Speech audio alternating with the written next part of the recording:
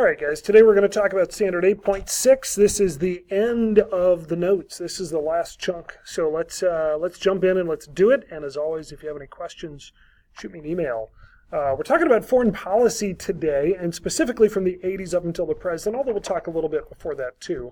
Maybe the biggest issue, the biggest competitor we've had during that time, at least at the front end of it, is Russia during the Cold War.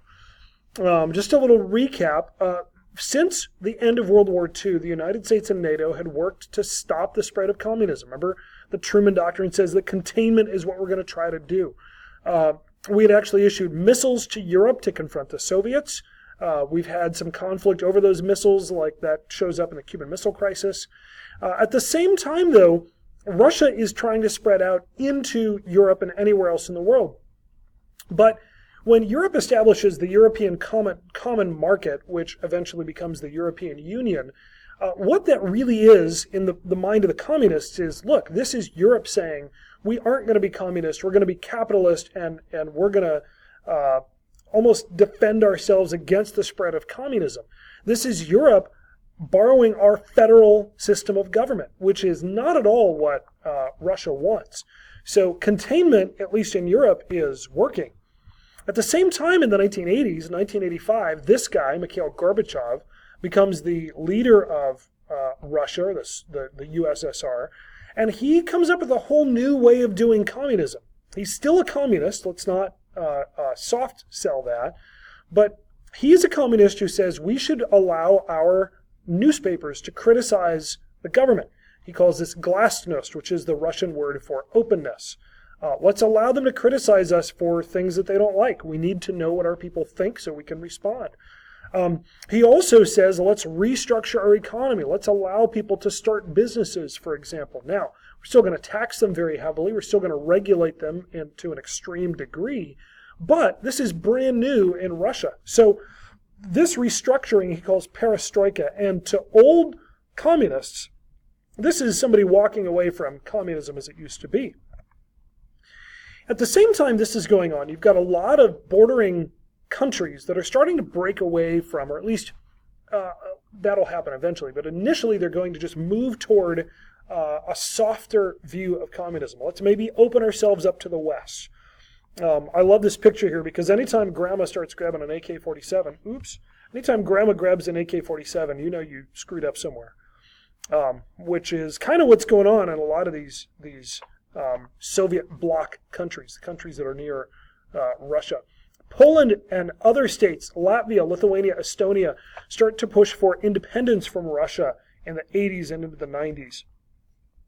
And at the same time this is going on, Russia has been dealing with its invasion of Afghanistan. If you remember, they tried to have a border country that would help them on their southern border. That'd be Afghanistan. They push in, and the Mujahideen, which become the Taliban, that's why we have Rambo here. He fights with the Mujahideen in Rambo 3.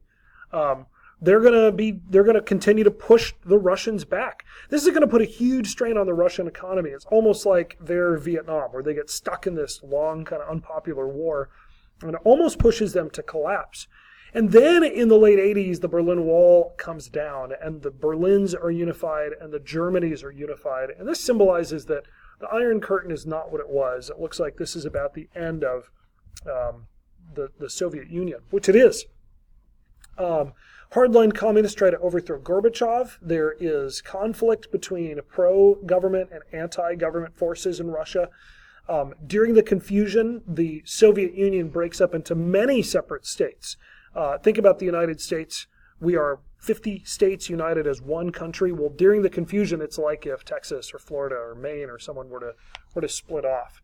That's basically what happens to Russia. So the USSR, the Soviet Union, is no more. Even Russia itself abandons communism, and the Cold War is done. You say that's kind of a confusing end to the war, to the Cold War, and I would say, yeah, that's true. It is a little bit confusing.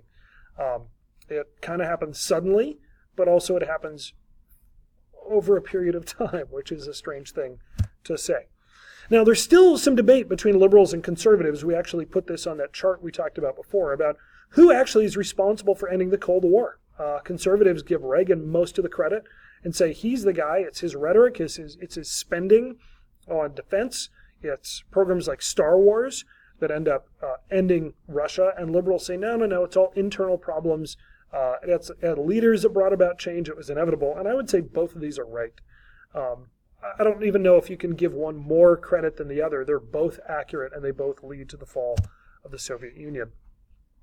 The last thing we need to talk about is the Middle East. And the Middle East has been really in conflict for thousands of years. That continues, and it continues to cause some instability in the world as a whole. We're going to pick up with really after the Cold War, which is a little bit before the Cold War, too, we'll talk about. But after the Cold War, the United States is the only superpower left in the world, and so we felt like we have to maintain peace in the world, and there are a lot of groups that don't like that at all. Since the 40s, we had been defending Israel, if you remember. Truman, after World War II, pushes for the creation of Israel. Eisenhower encourages Russia to stay out of things. He gets Arab countries to not accept this assistance from Russia that's being offered. At least that's what we're going to try to do.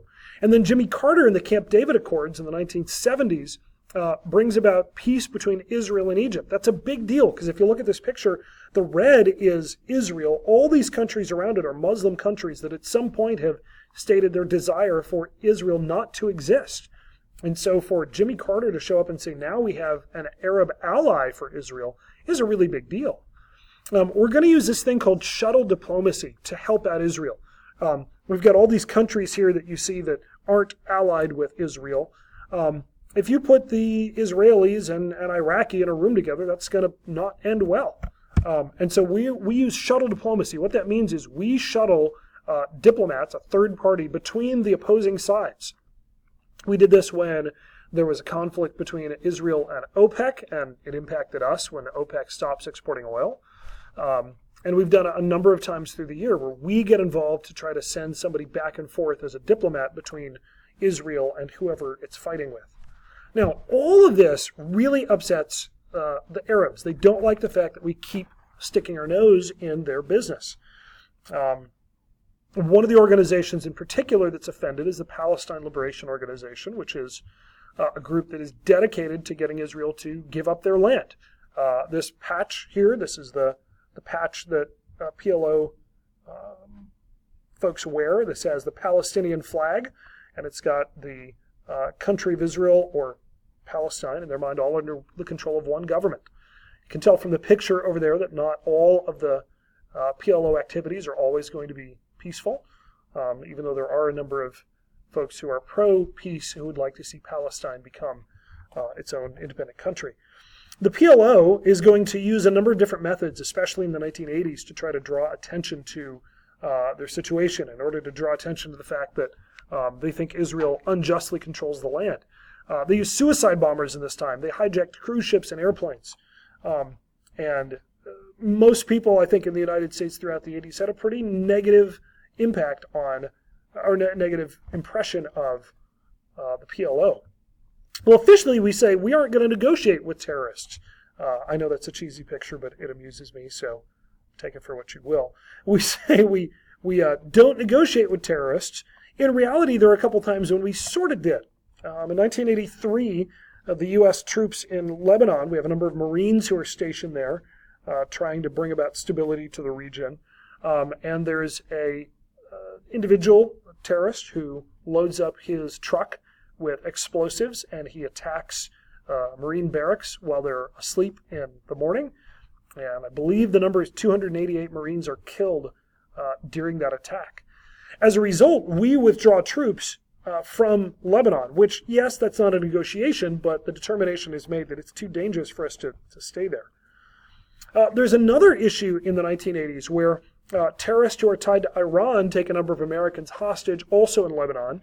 And Ronald Reagan, his administration talks to them, and we learn that what they want is money. Congress says, no, you're not going to give money to the terrorists. At the same time, there's an organization called the Contras down in Central America. I believe it's Nicaragua, I think. Need to check that. But these folks want weapons. And so Reagan has one of his officers in the military off the books, go and sell weapons to the Contras, and then take the money and give it to pay off the Iranian hostage takers. So there is some negotiations that's happening here. This, when it comes to light, this could have derailed Reagan's presidency, but he's very popular, and I mean, ultimately, if you're trying to secure the release of Americans, it's kind of hard to say we're going to impeach someone over that. The early 1990s, we're going to have an issue with Iraq. This is when Saddam Hussein says, I want more oil. And he looks at Kuwait, which is close to Iraq. It's between Iraq and the Persian Gulf. He invades it. He says, we're going to take it over. We're going to get that oil.